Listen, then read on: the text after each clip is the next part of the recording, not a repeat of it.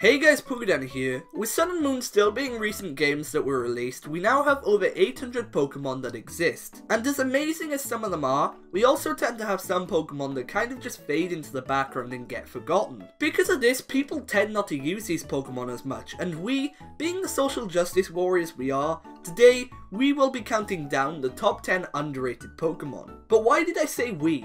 Well, today I'm joined by Monkiez, a fellow YouTuber and a friend of mine, to help me count down this list. Hey, what's up everyone, my name is Monkiez, and like Dan said, I'm going to be helping him with today's video. But what Dan didn't mention was that this is part 2 of our 2-part collaboration. So if you haven't checked out part 1 that's over on my channel already, we advise that you do so. It'll be linked in the iCard in the description. Also guys, be sure to remember that this is mine and Dan's opinion, so if you want your own opinion, be sure to leave a comment. But with all that being said, let's get started.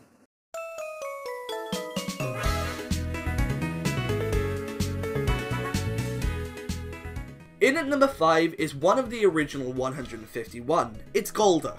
Okay, so Psyduck is one story, but Golda, just how is this thing not given more attention? Personally, I really like this Pokemon. In fact, I remember seeing it in the Pokemon anime when I was younger, and I remember just thinking how cool it was. But somehow, this Pokemon still remains to be ignored and underrated. It may not necessarily be one of the strongest Pokemon out there, but it does have the ability to use both psychic moves and water moves, making it properly strong. But I guess perhaps Golda has just fallen behind over time due to all the iconic water Pokemon being released since Gen 1. But still, in recent years, Gen 1 has had some more spotlight, and I would have loved to see Golda gain something like an Alolan form, along with Muk, Sandslash and other Kanto Pokemon that did receive Alolan forms. This Gen 1 water type is a Pokemon that just stands out to me. I just really wish it was the same with other people too.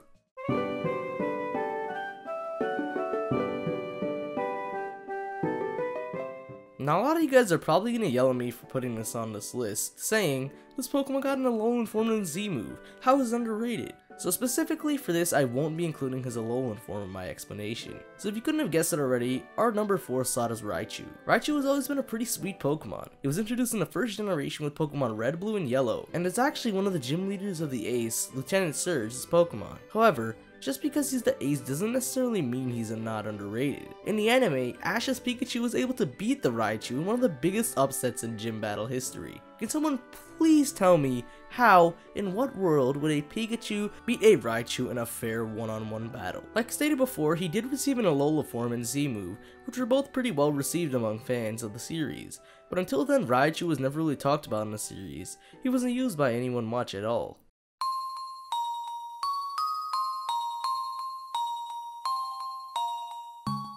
Coming in at the number 3 spot in this video is Xatu. Why is Xatu not known? Whenever I just look at Xatu, I feel my heart breaking. In my opinion, this is just one of the best Pokemon from Johto, and with the overall design, and it being almost in the shape of an Indian tribe pole, it truly was a badass addition to Gen 2. It may not be too loved, but I feel like it could perhaps change in the future, if they ever decided to do something with it, and it would definitely make me happy too. But don't get me wrong, I do also understand why this Pokemon is so underrated. As it is, Xatu isn't exactly a Pokemon that stands out to many people, and that's because there are so many flying types, especially flying types with a 2-stage evolution line. But even still, I think that because of Xatu's design and origin, it should stand out to more people. It's just a shame it doesn't, because I really like Xatu.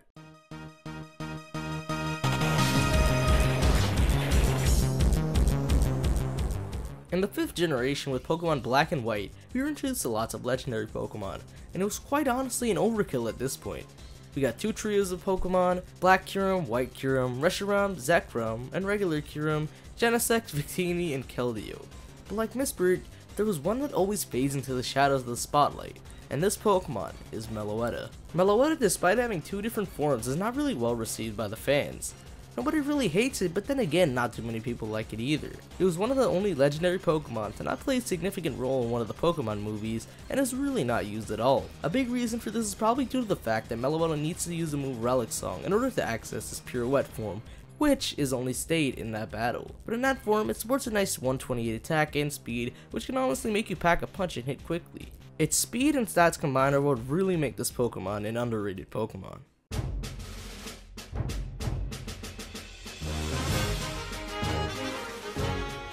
Coming in at the number 1 spot, and the Pokemon we think is the most underrated, has to be Kecleon. I mean, this is kind of fitting considering Kecleon is based on the chameleon, and what they do is use their camouflage to hide away, but still, Kecleon is way too underrated. Everyone loves Greninja, and one reason for that is because it has Protean as its hidden ability. But something people tend to forget is that Kecleon has the same hidden ability. But besides from that, there are obviously other reasons why Kecleon tends to be more forgotten. Kecleon was revealed to us in the 3rd generation of Pokemon, aka Hoenn. And Hoenn brought us lots of unique Pokemon with amazing designs, and sadly, Kecleon wasn't one of these Pokemon. Compared to other Pokemon, Kecleon's design is pretty bland, and in my opinion, it looks way too similar to its animal counterpart. And the whole thing about its design being bland compared to other 3rd gen Pokemon is exactly why it tends to fade into the background. We just really like this normal type Pokemon, and in our opinion, it's really underrated. But anyway guys, that's it for this video, so if you enjoyed, be sure to leave a like and subscribe for more. Also guys, comment what Pokemon you feel are underrated, and I'll get back to you when I can. And I just also want to thank Monkiez for joining me in this video. Like he said at the start of the video, part 1 is over on his channel, so if you haven't seen that yet, be sure to go check it out, and whilst you're over there, why not drop a sub? But that's all for this video guys, so for now, I've been PokéDan, you've been amazing, and I'll see you guys next time.